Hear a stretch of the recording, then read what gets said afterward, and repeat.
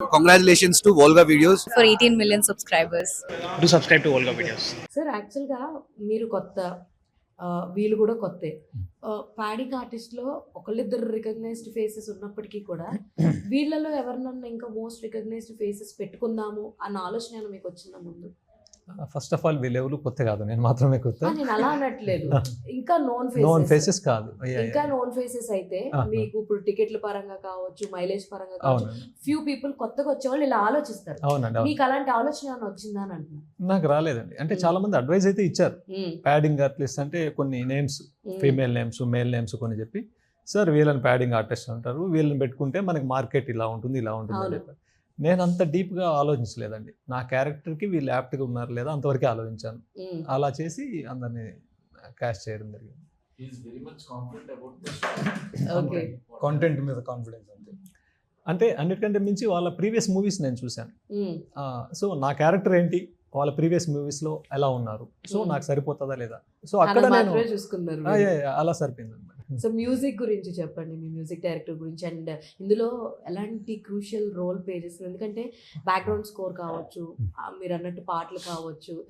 ఒకప్పుడు చూసుకుంటే పాటలు సూపర్ హిట్ అయితే సినిమాకి వెళ్ళేవారు, లైక్ ప్రమోషన్స్ అప్పట్లో పాటలు బాగా అందరి నోట్లో నాంతా ఉంటే ఆ పలానా పాట ఈ సినిమాలోది అని చెప్పి సినిమా చూడడానికి వెళ్ళేవారు. ఇప్పుడు అంతా సోషల్ మీడియా ఎక్కువైపోయిన తర్వాత ప్రమోషన్స్ అన్నీ మారిపోతున్నాయి. సో మీ దాంట్లో మీ మ్యూజిక్ డైరెక్టర్, మీ మ్యూజిక్ ఎంత బలం మీ సినిమాకి అంటే ఏం చెప్తారు? డెఫినెట్లీ మహావీర్ ఆయన చాలా సినిమాలు చేశారు, ఇప్పుడు ఇంకా రిలీజింగ్ కూడా దగ్గరలో ఉన్నాయి. మీరు మామూలుగా వింటుంటారు, ట్యూన్స్ ఇచ్చేసి దాని తర్వాత లిరిక్స్ రాయించుకుంటుంటారు. ఇప్పుడు అలాంటి ట్రెండ్ అనమాట.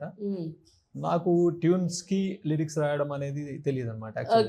నేను ఆల్రెడీ లిరిక్స్ రాసేసుకున్నాను. నా మూవీ అంటే స్టోరీ రాసుకున్నప్పుడే సిచ్యువేషన్ ఏంటి, ఆ సిచ్యువేషన్లో క్యారెక్టర్ స్ట్రగుల్ ఏంటి, దానికి ఏం కావాలి, అలా లిరిక్స్ అన్ని రాసేసుకున్నాను. రాసుకున్న తర్వాత ఆయన దగ్గరికి తీసుకెళ్ళా, మహావీర్ దగ్గరికి.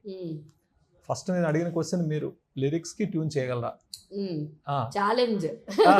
మ్యూజిక్ డైరెక్టర్ ఛాలెంజ్ కాదు అంటే ఇప్పుడు నవేడేస్ చేయగలమని, చేయలేం సార్ అన్న వాళ్ళు ఉన్నారు.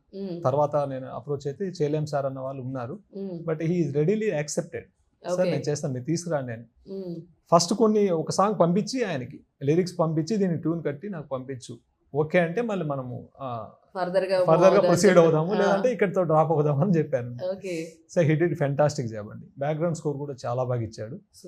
అన్ని సిచ్యువేషన్స్ ని, సీన్స్ ని ఎలివేట్ చేసే విధంగా ఉంటుంది. సో